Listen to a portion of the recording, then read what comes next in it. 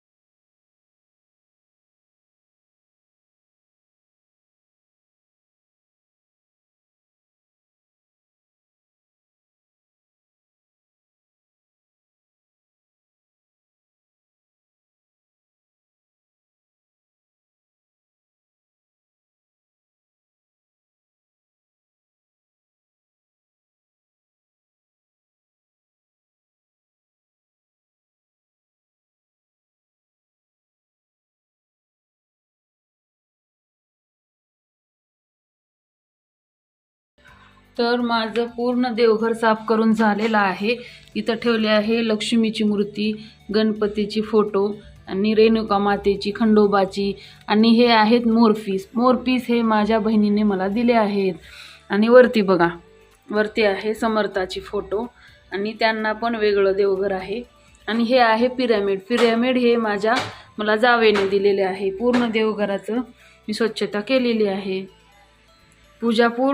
पूजा झाल्यानंतर मी पूर्ण देवघराचा तुम्हाला लुक दाखवते. माझ्या उतरंडी घासून झालेल्या आहेत. त्यामध्ये धान्य भरून मी ठेवत आहे. 5 प्रकारचे धान्य तुम्ही त्यामध्ये ठेवू शकता.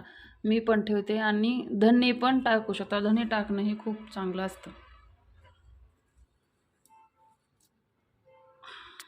तर माझी देवाची पूजा पूर्ण झालेली आहे, पाहू शकता तुम्ही. फुलं नाहीत, मार्केटमध्ये जाणं झालं नाही मला आणि दारावर पण फुले आलेली नाहीत, त्यामुळं मला तसंच देवपूजा करावी लागली आज. तर आत्ताच माझी मुलगी शाळेतून आलेली आहे. आता वाजलेले आहेत 4. ती मला कालपासून म्हणत होती, मम्मी पालक आहे आपल्या इथं, पालकाचे भजे कर. तर मी तिने येण्याच्या अगोदरच तयारी करून ठेवलेली आहे पूर्ण. आणि तिला भूक पण लागलेली. त्यानंतर तिला ट्युशनला पण जायचं आहे. ट्युशन आहे तिचं 5 वाजता. चला तर मग तुमच्यासोबत मी रेसिपी पण शेअर करते आणि तुमच्याशी बोलणं पण होईल माझं. मी इथं अगोदरच 10 मिनिटं अगोदर पीठ भिजवून ठेवलेलं आहे. त्यामध्ये मी ओवा, जिरे, लाल तिखट, आवडीनुसार मीठ, त्यामध्ये थोडा खायचा सोडा टाकणार आहे मी. तुम्ही तुमच्या गरजेनुसार टाकू शकता. आणि मी इथं तेल तापवायला ठेवलेलं आहे.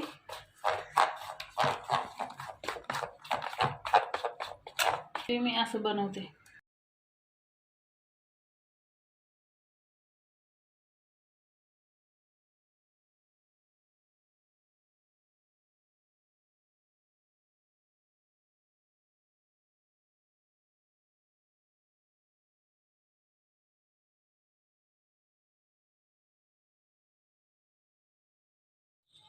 हे बघा, तळून झालेले आहेत.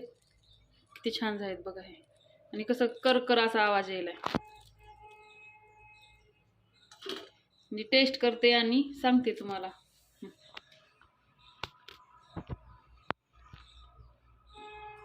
मस्त झाले, खूप पूर्ण बरोबर आहे सगळंच. तुम्ही घरी नक्की ट्राय करून बघा.